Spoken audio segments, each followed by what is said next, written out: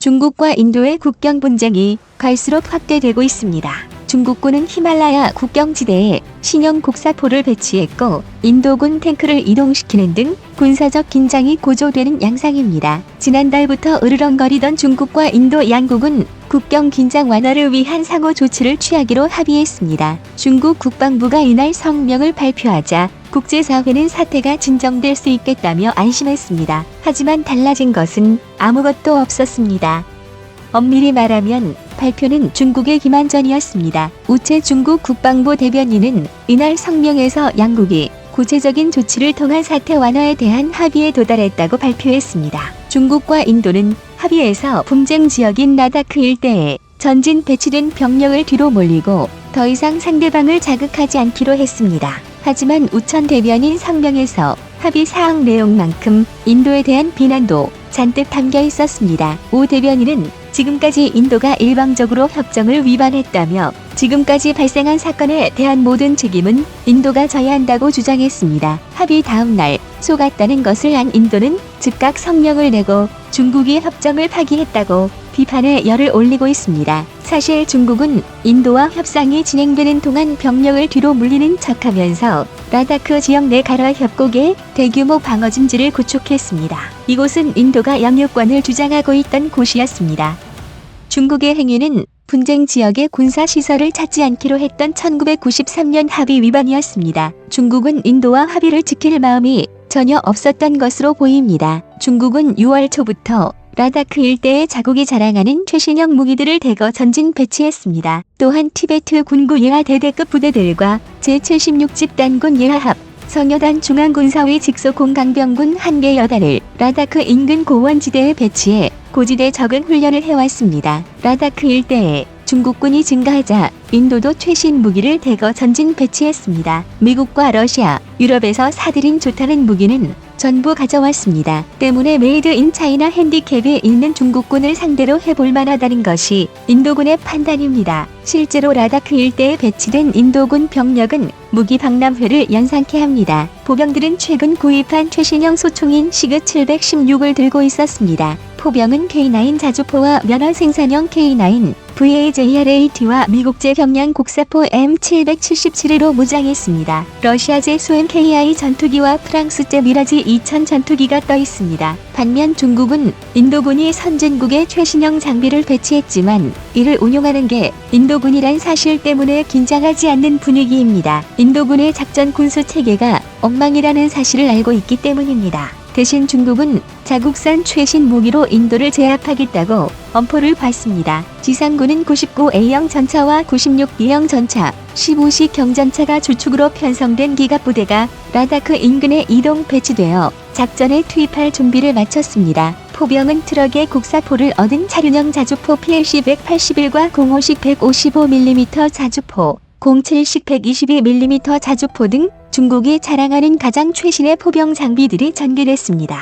또한 중국은 이런 장비를 가지고 어떤 부대가 작전을 하는지를 매체를 통해 연일 소개하고 있습니다.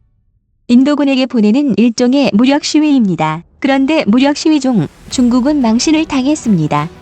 자국산 최신 무기의 메이드 인 차이나 핸디캡을 노출한 것입니다. 사건의 발단은 지난 17일입니다. 중국 관영 CCTV가 방영한 시장군구 관할구역 내 포병 화력 운용 시범 보도였습니다. 시범은 인도 시킴 지역에서 직선 거리로 약 200km 떨어진 텐칭구라산 남쪽 지역 해발 4,700m 고원지대에서 이루어졌습니다. 영상 속 중국군은 그야말로 첨단 과학기술군이었습니다. 정찰부대의 소형 무인 정찰기가 확인한 적 정보가 포병부대의 사격 통제 컴퓨터에 전송되고 데이터를 바탕으로 포병이 포격을 가해 적진지를 초토화시켰습니다. 사격이 끝남과 거의 동시에 중국군 전차들은 빠른 속도로 돌진해 적이 벙커와 참호의 사격을 퍼붓습니다. 헬기에 탄 공중급습 부대는 적 후방의 지휘소를 타격하고 잔적을 소탕했습니다.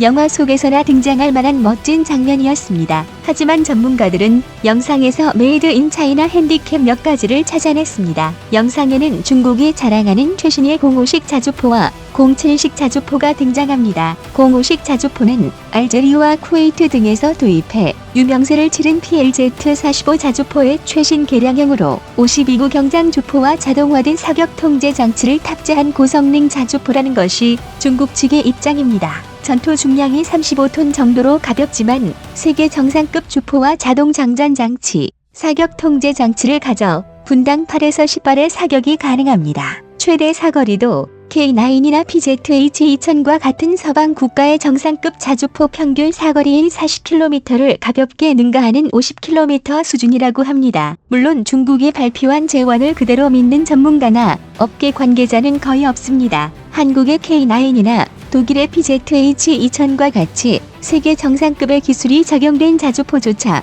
중국이 주장하는 사거리나 발사 속도를 구현하지 못하기 때문입니다. 번양보해 05식 자주포가 중국이 말한 발사 속도와 사거리를 가지고 있다고 쳐도 그래도 이 장비는 실전에서 쓸만한 물건이 아니라는 것이 전문가들의 공통된 의견입니다. 포탄을 쓸 때 반동 제어와 차체 안정화가 전혀 안 된다는 것입니다. 차체가 뒤로 밀리는 사례도 보였습니다.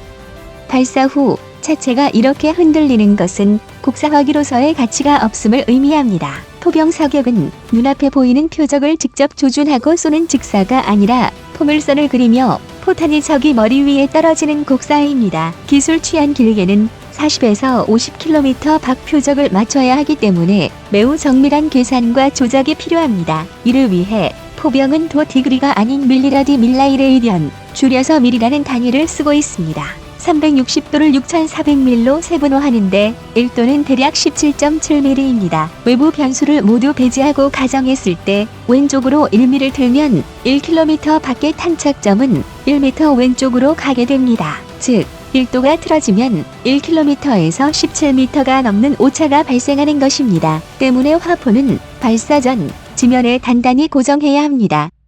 그래서 견인포는 가신을 벌려 이른바 발톱을 받고 자주포는 중량을 40 이상으로 늘리고 유압식 서스펜션을 도입해 차체 자체로 반동을 흡수하거나 스페이드라고 하는 지지대를 편여합니다. 차체가 반동을 흡수하지 못하고 휘청거리면 포신이 앞뒤로 그리고 위아래로 흔들립니다. 정원 화초들에게 물을 줄 때 수도꼭지에 호스를 연결해 위아래로 흔들면 물줄기가 떨어지는 곳이 달라지는 것과 같습니다. 흔들리는 자주포에서 발사된 포탄이 정확하게 명중할 것이라는 생각은 어불성설입니다. 실제로 05식 자주포 발사 영상을 보면 포탄 발사 때마다 차체가 춤을 춥니다. 1mm 단위로 흔들리는 것이 아니라 수십도 단위로 휘청거리고 있습니다. 1mm 틀어질 때마다 1km 거리에서 1m가 빗나가니 수십도가 틀어졌을 때 수십 킬로미터 밖에서 얼마나 오차가 클지는 상상하기도 어려운 수준입니다. 깊이가 사심 정상적인 나라라면 이런 무기는 배치가 될 수 없습니다. 최근 100여 대의 한국 K9 자주포 차체를 도입해